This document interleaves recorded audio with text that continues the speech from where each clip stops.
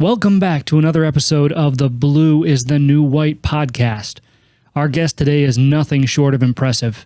Joanna Osawe started in the renewable energy sector about 15 years ago as one of only a few women in the industry. After working her way up to developing wind farms in Canada, she launched WIRE, Women in Renewable Energy, in 2013. WIRE focuses on advancing the roles and recognition of women in the energy sector. Over the past 7 years, WIRE has grown nationally across all of Canada and now internationally to several countries in the Middle East. Having a mother who was a microbiologist and a father who was an engineer, they set the stage for Joanna to unwittingly excel in an up-and-coming industry heavy in hands-on work and technology. I say unwittingly because when a recruiter sent her to discuss what she thought was a pharmaceuticals position, it was in fact for wind turbine generators. And thank God for that, because Joanna fell in love with the industry and the people in it, and the impact she's had on the skilled trades is a direct result. Remember what I say, often we enter the industry on accident, but we stay on purpose. Imagine what it would look like if we all entered on purpose. So break out those headphones, turn up the volume, and get comfortable. As always, this show's not monetized.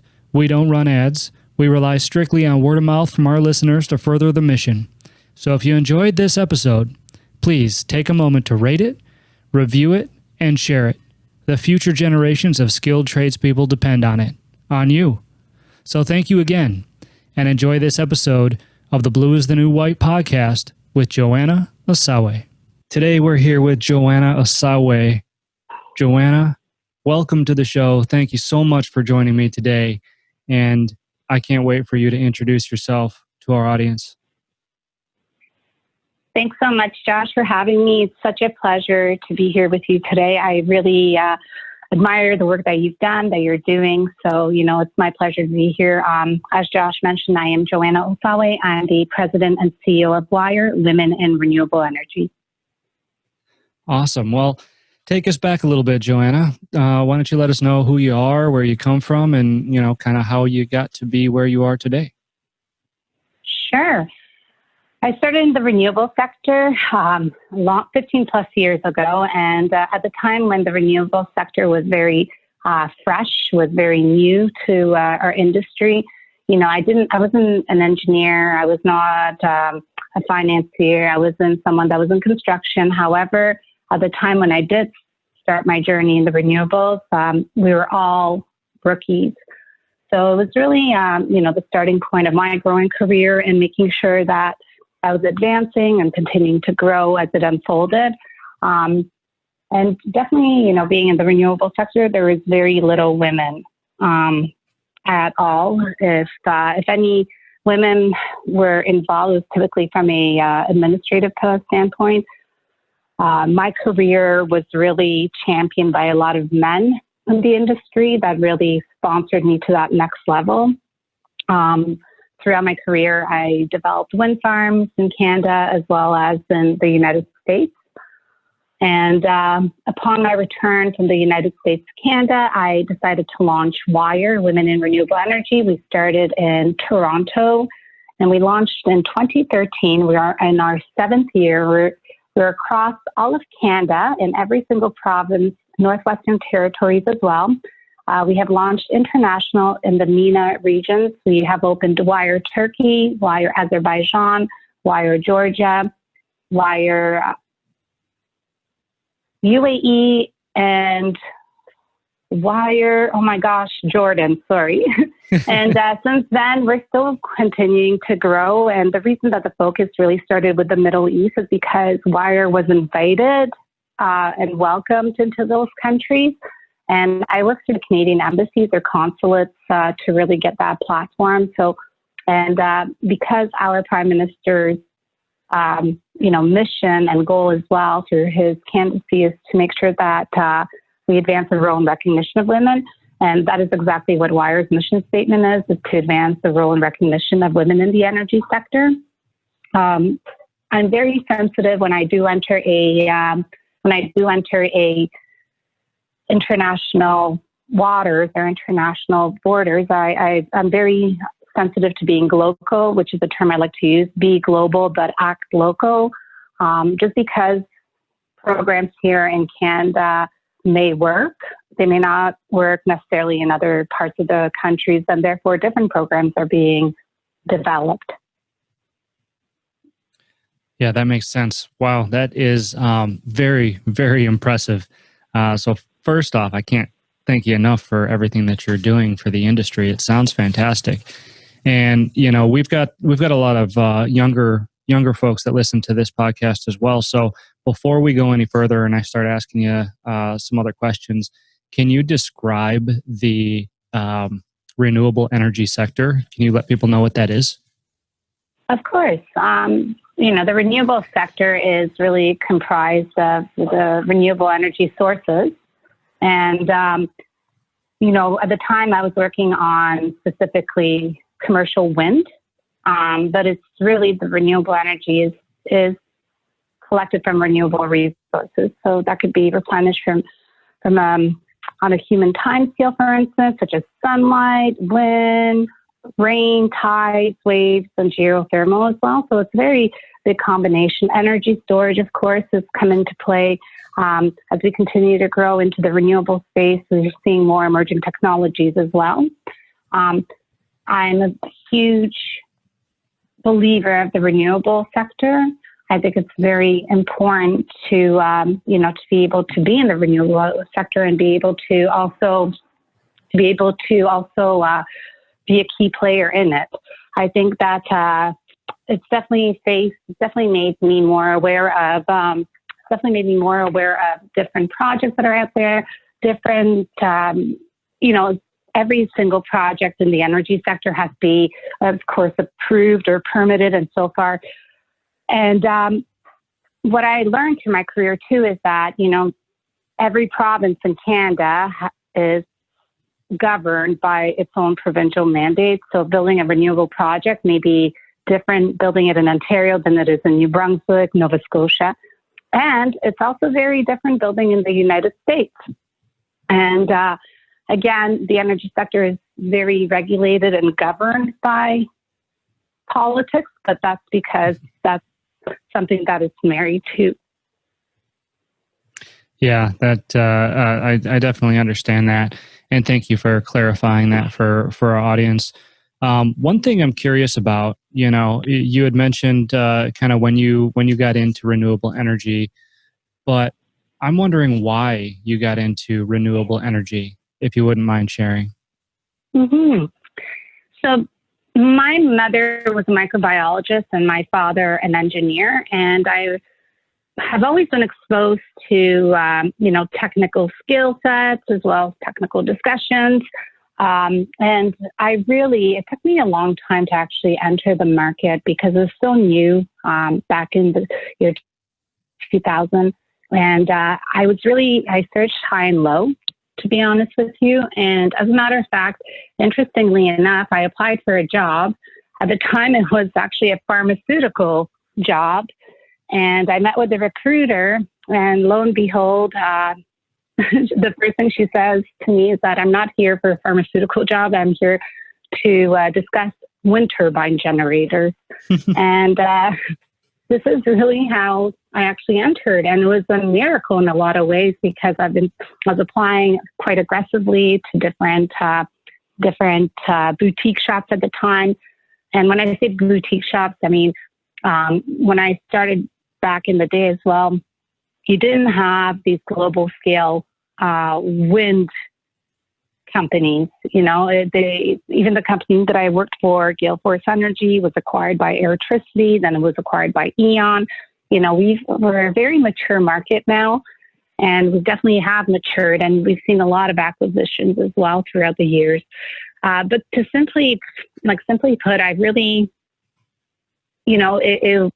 although, like I said, I was hoping to apply for a renewable job, I was interfaced with a recruiter that actually called me to talk about that. So that's how I actually entered. But it was also through my language skills. And because I was developing projects out in the East Coast in Canada, and French was mandatory. So again, my language skill sets came into play as well for that role. Wow, that's really cool. And that makes me think of something. I obviously talk a lot about skilled trades. Well, almost exclusively about skilled trades. And in my book, I list a lot of the different skilled trades jobs and careers that are out there and how quickly they're growing. Now, admittedly, I've only made the associations to the U.S. I don't know at what rate they're growing in Canada or really anywhere else in the world.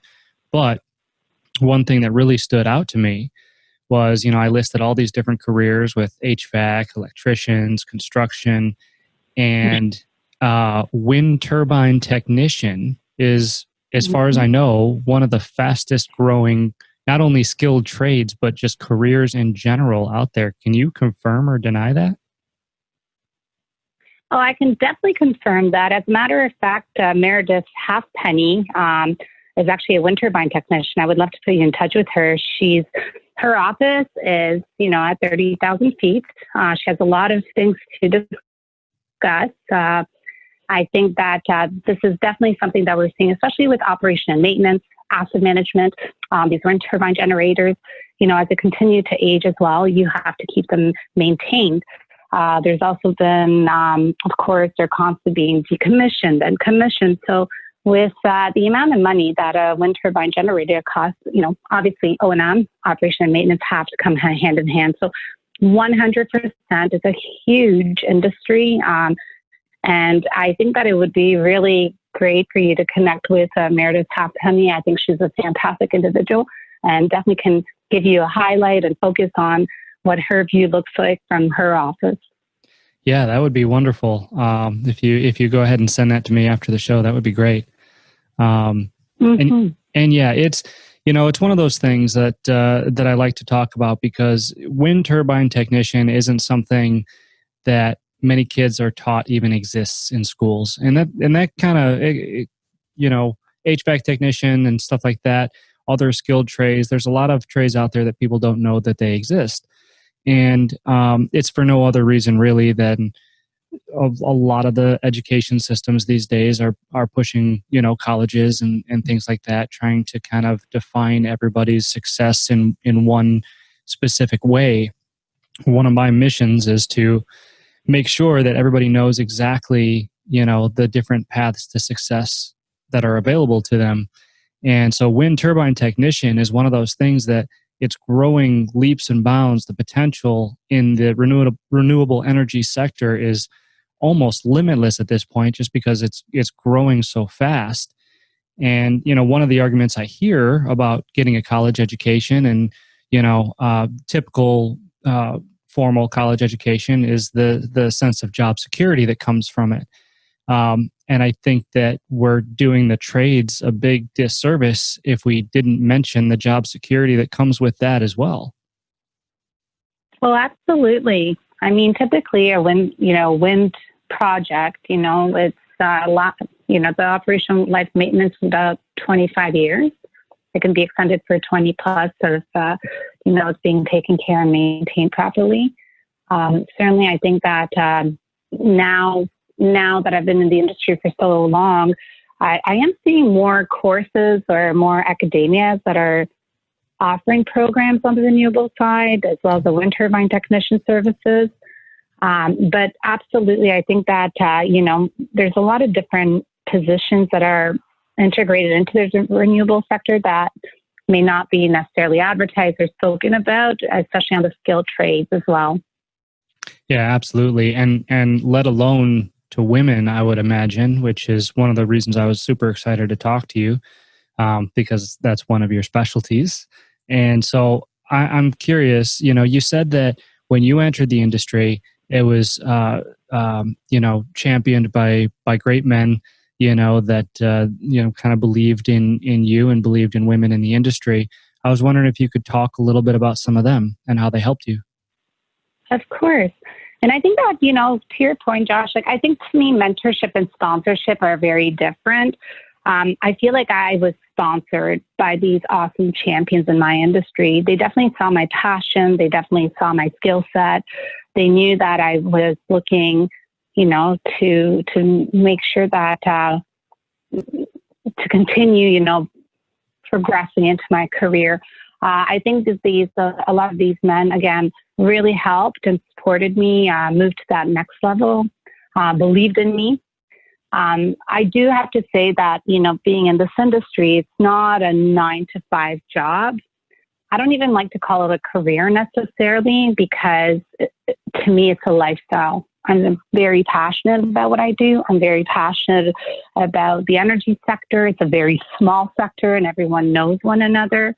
But certainly, again, that sponsorship and where I am today is really thanks to the men that really believed in me, that really wanted to see me succeed. So I've been very blessed in that sense that I've had these sponsors in my life. And now, in return, I want to make sure that I'm sponsoring people, women, minorities, LGBTQ, anyone into this industry, because I feel like I've also been given that opportunity. Yeah, that makes sense and very admirable. And really, I say this a lot, but none of it should matter, right? I mean, the only thing that should matter is, can you do the job, and can you do the job well? Nothing else should really come into play. And so I love what you're doing. I think that it's absolutely fantastic, and it's something I hear a lot of with people that come up into the industry. They have this strong urge to give back and do for others what somebody previously did for them. And it sounds like that's exactly what you're doing. Absolutely. And this is why I think WIRE is so important as well. We have so many different programs that especially here on the Canadian side, that really promote, women and all to enter the sector. Obviously, with the pandemic, we have moved into the webinars right now, but typically we would have networking meetups with C-suite speakers, really focused on, whether we've had archaeologists that have come out to speak with us. We had Jamie McMillan from Kick-Ass Careers. I mean, we've had hundreds and hundreds of meetups over the years. We also do field trips. And the reason that we do field trips is because most people do not understand the difference between a transmission line versus a distribution line and what that means. We've done speed mentoring where we bring decision makers and students and emerging professionals, and we really provide them with that platform of understanding the energy sector because it is a very complicated sector. We, of course, provide student bursaries so students can attend conferences. I mean, when I was a student, I didn't have $2,000 to $3,000 to be able to attend these conferences, but this gives them a platform to apply and really come in, help us at the booth, meet and greet lots of great people, and provide their resumes. And I always encourage everyone to bring out their, business cards and to really exchange those important discussions, because being at these conferences allows students and emerging professionals to really aggregate, market, and tell. So I'm really proud of the student bursaries. We do blogs. We have so many blogs of different folks in the industry worldwide, which I love to highlight because I think it's so important. These blogs are open to everyone. So Josh, definitely expect for us to connect, because I'd love to get a profile on you as well. I think that what you're doing, again, is fantastic. We do a newsletter monthly as well. We also have an awards recognition program. So it falls under Women of Distinction Awards. We have Women of Solar, Women of Wind, Women of Hydro, Women of the Year Award. And for the second year in a row, we're working with the federal government as well as IEA and C3, where we present the awards at the Clean Energy Ministerial, which this year was supposed to be in Chile in June, but obviously with the pandemic that did not happen. But we will be announcing the award winners at the G20 at the end of September in Saudi Arabia. So I'm looking really forward to doing that. I have fantastic sponsors, of course, and I have absolutely wonderful partners. And I partner with people, with different organizations that align with the mission of WIRE. But the way I look at partnerships is very critical, that it must be a win-win for both organizations, because if it's a win for one and it's a loss for the other, then it's a loss for the community. We're continuing to grow, of course, with different programs as well. We work with the Indigenous communities. So again, I have, the programs are constantly, growing and definitely, evolving as well here in Canada and internationally. That's awesome and so important. I mean, the work that that you do and that Wire does, I mean, it sounds like it's really making a dent in the industry, which is what we need. I'm a little curious, you had mentioned that it's not a 9 to 5 job. You don't even like to call it a career, but more a lifestyle, which is intriguing because I think that the next generation of today's youth is kind of, that's the question they're asking themselves, right? Is what kind of lifestyle do I need in order to consider myself successful? So can you kind of describe that lifestyle a little bit? Sure. I work 7 days a week, not because I have to, because I want to. I have a full-time job at DMC Power, where I'm the Global Business Development Manager for major projects. And of course, Wire being my baby. So within, between DMC and Wire, I work a lot, but again, I'm able to do so because it's something that I love. I'm very lucky, and I know this, that I'm working in an industry that, my colleagues are really passionate about what we're all doing. We're highly interested in each other's work. What an engineer does, a drafter, a financier, archaeologist. I mean, these are all or wind technicians. These are all, a combination of our sector, and everyone. I've yet to run into someone that doesn't feel as passionate as I am. So it's always been such a pleasure working in this sector because I feel like it's amongst friends, and to be honest with you, it's like family almost over so many years now. Yeah, it sounds like it. And to be surrounded by so many like-minded people with similar objectives, I think that in itself is huge in long-term success, long-term happiness, long-term, just like you said, lifestyle. So that's really great, and I think that's really important. Back to women in renewable energy, in the trades themselves, what would you say is the biggest challenge, do you think, today for women wanting to enter the energy sector? I think that it's not as, it's not marketed well enough, I would say. And also, like, from an educational platform, I don't think that, I think that there's this misperception that you have to be an engineer to enter the sector. There's so many transferable skills, skilled trade skills, of course, whether it's project management, whether it's working in construction. There's just so many different fields that we can enter into the sector.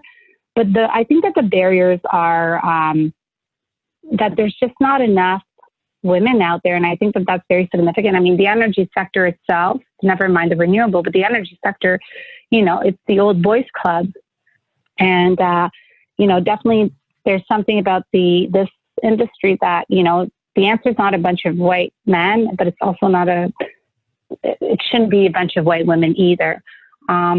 Giving, for example, the province of Ontario, where I live, there's 13 million of us. And in the city of Toronto, we have over 117 spoken languages. Gender diversity and inclusion are extremely important to me.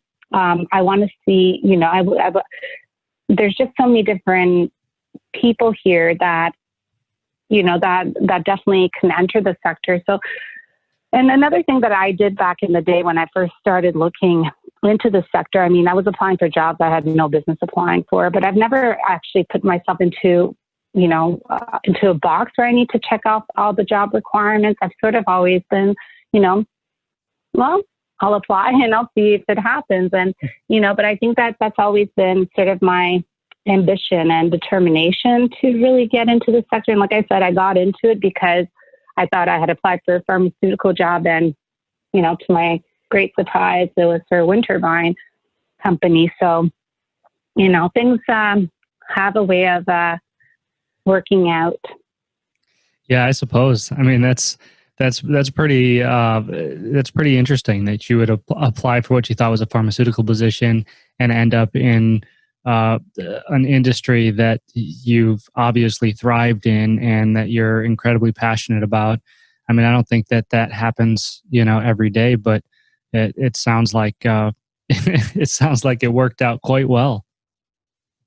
Absolutely. And, I like to say that your network is your net worth as well, because it is a small industry and it's quite, there's people that I go to conferences, let's say in the States, that I'll see and in France or here in Canada. I mean, it's a very tight knit community with a lot of amazing people in it. So again, to me, I'm very, very lucky, and I encourage, everyone to apply into this sector. I think that, we are working towards a greener environment, climate change as well. So I think that there's a lot to feel proud of being in the sector. Yeah, absolutely. I mean, it's quite honestly the way of the future. I mean, this is at least as far as I'm concerned, what energy is going to look like. 10, 20, 50, 100 years down the road. And anybody that's looking for a rewarding, satisfying career or lifestyle, as you would put it, would be very, very what's the word I'm looking for here? They would definitely be doing themselves a favor by looking into this industry in particular, because it truly is important. And I think beyond that too, there's this coming generation. There's this idea that they want to be more involved in their community and the people around them, and for lack of a better term, they want to change the world, right? And this sounds like quite the practical opportunity to do that. Well, it's definitely enriching. I think it's a very exciting field to be in. I mean, like I said before, most people don't even think about what the difference is between a transmission line or a distribution line. Never mind even when we flip the switch, people don't think about the safety, the reliability, the performance on the grid itself, right? So it's really thrilling to be part of such an energetic industry, because you're constantly learning something new every single day. And my day is not the same as yesterday or the day before. And it's constantly changing. And I think that that's what keeps it also super exciting, is that there's always something to do. There's never something not to do. And I mean, I love to work as well. I mean, I think that, I have a very strong work ethic, but I guess that comes combined again with the passion that I have towards the sector. Yeah. And that's the other thing too, is passion. I talk about passion sometimes on this show. I talk about it in my book because that's a big thing that people don't understand, that they can get from not only the energy sector, but skilled trades in general. People say, well, I'm not passionate about getting greasy. I'm not passionate about, electricity. I'm not passionate about fixing an HVAC unit. I'm not passionate about any of that.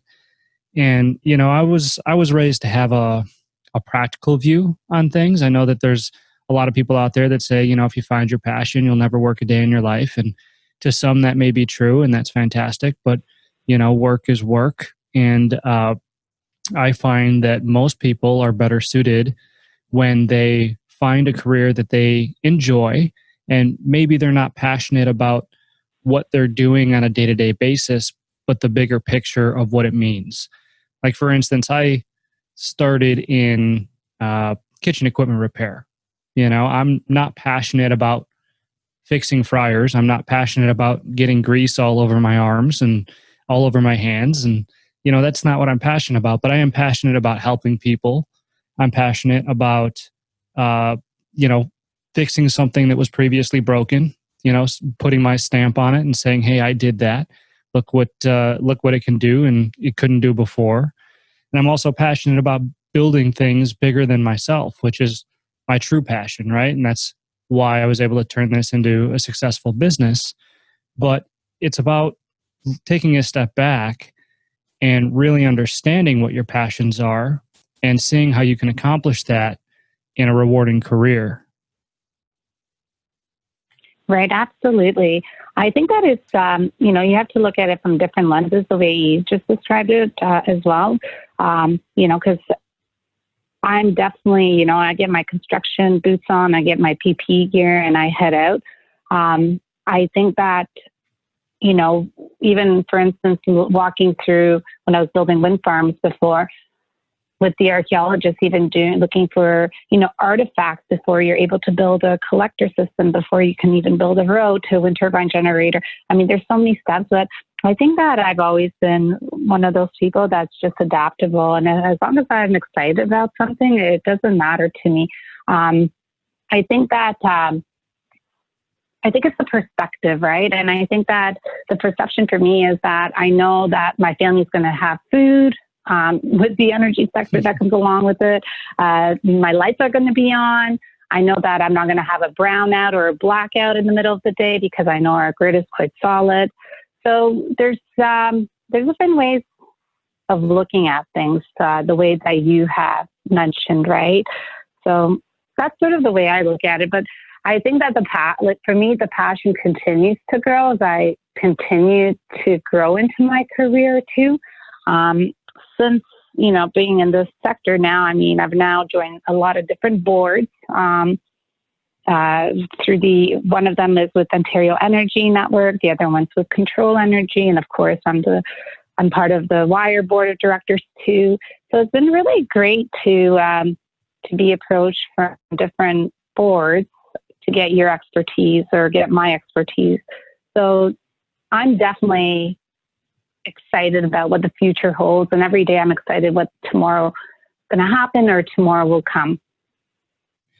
Yeah, that makes sense. And the constant evolution, I think, is great too, because ultimately that's what we all want, right? Is we want to continue to grow, we want to continue to contribute, we want to continue to feel valuable, not only to ourselves but to our family and to our community and to the world itself. And that can definitely be achieved not only in energy but in all the trades in some way, shape, or form.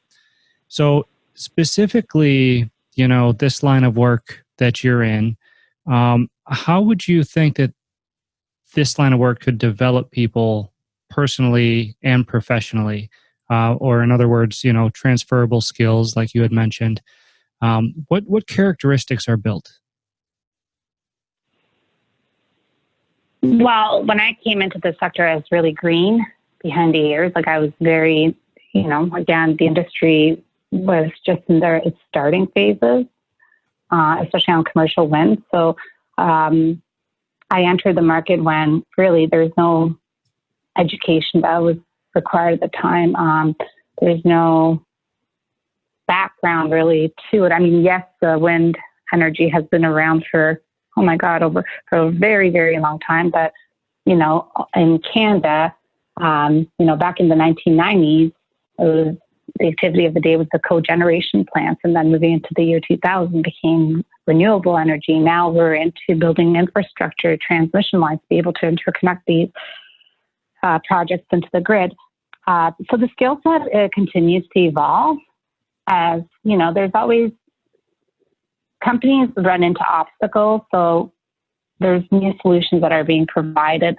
So it really depends on, I guess, how you want to take it. For me, like I said, I entered the market because of my language skill set. I did my PMP as well when I was in Chicago. There's so many different transferable skills, whether it's project management, whether it's, negotiating land leases, for instance, with stakeholders, going to council meetings because you need to get permits, speaking with the different ministries, whether it's looking at wind turbine maps and trying to site wind turbines in different areas, making sure that the wind speeds are obviously the best because, they cost a little bit of money. So you definitely want to make sure that you have that output of wind.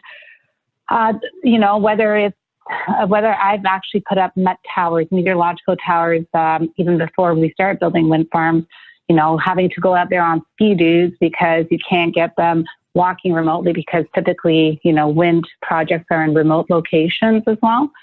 And so there's just so many different aspects of it that it really blew my mind. And I still remember when I was working in New Brunswick on a project out there, and I was speaking with one of my landowners, and, it was really important that I integrated and submerge myself into that community to get accepted. So I remember painting lobster cages with him and talking about what the lease means and what that looks like with having a wind farm on his background. So, I think that I've been able to do a lot of great things, but it's mostly, what I love most is that it connects people. So that's what I really like about it. It can be PR, it can be marketing, it can be communication. All of it, there's just so many different things that are combined in these transferable skills. So it's not necessarily one or the other. I think that it's just a combination of what you're good at, but at the same time, I'm still growing with this industry.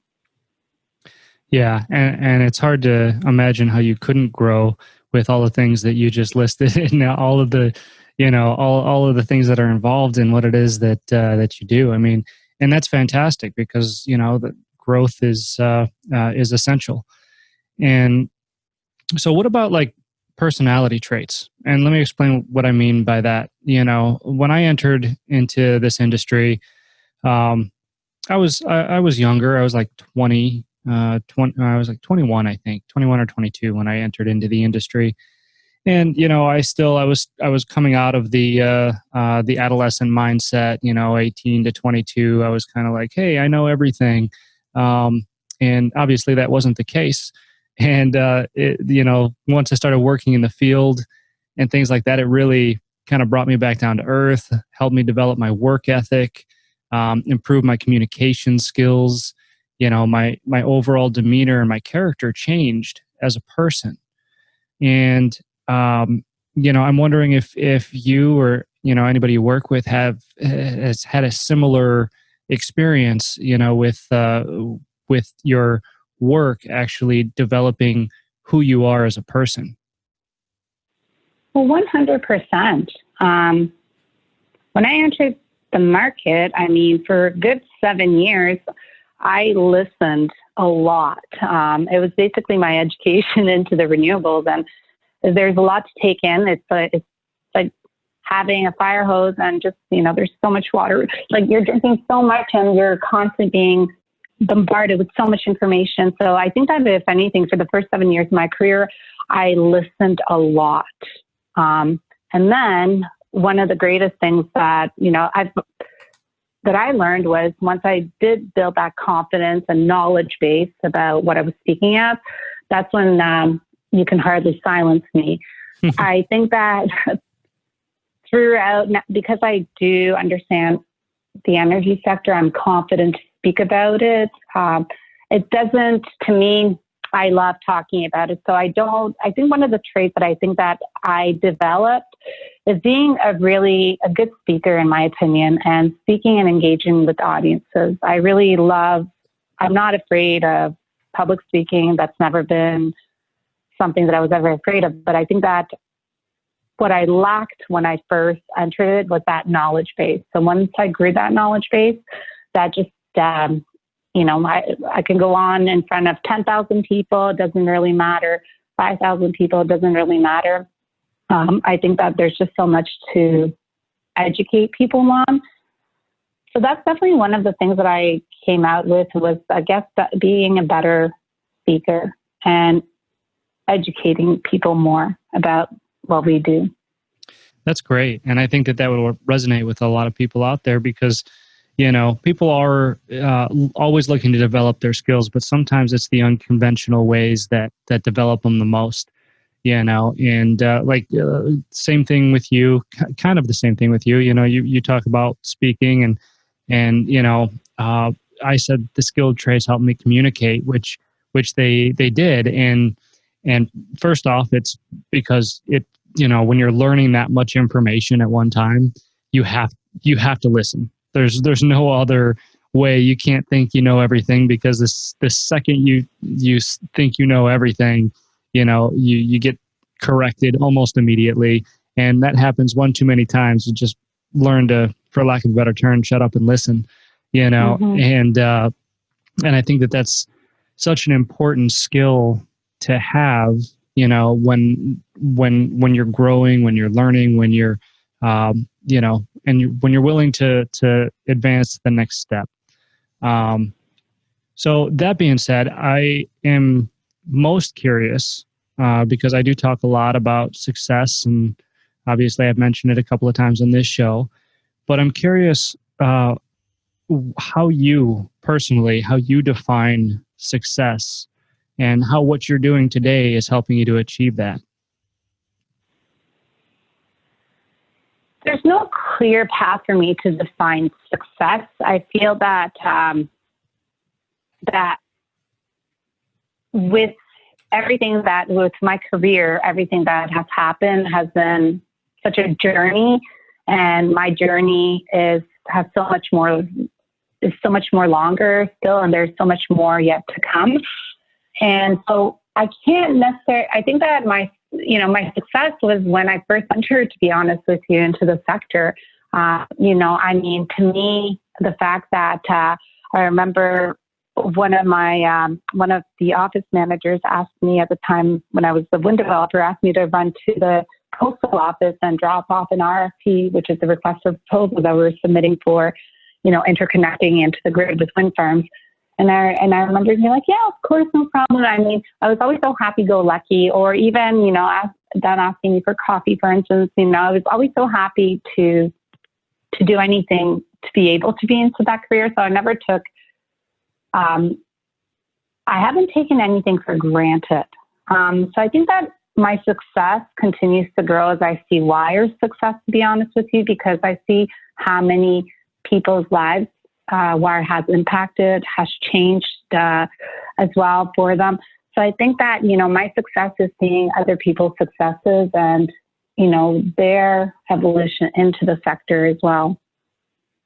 That's a great answer. I like that. Your success is seeing other people's successes, and in so many words that, that kind of describes a lot of the people that I talk to on this show, because, they're so passionate about what they do and how it can help others, which is fantastic, and it's not only what the industry itself needs, right? It's what the people in the industry need, and what the people in search of their passion, in search of their success, in search of, their calling, if you will. It's what they need as well.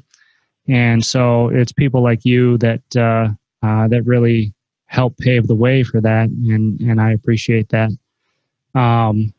So before we're rounding the corner on about an hour here. So before I ask where people can find you, is there anything else that you wanted to add, or anything that you wanted to say to our audience?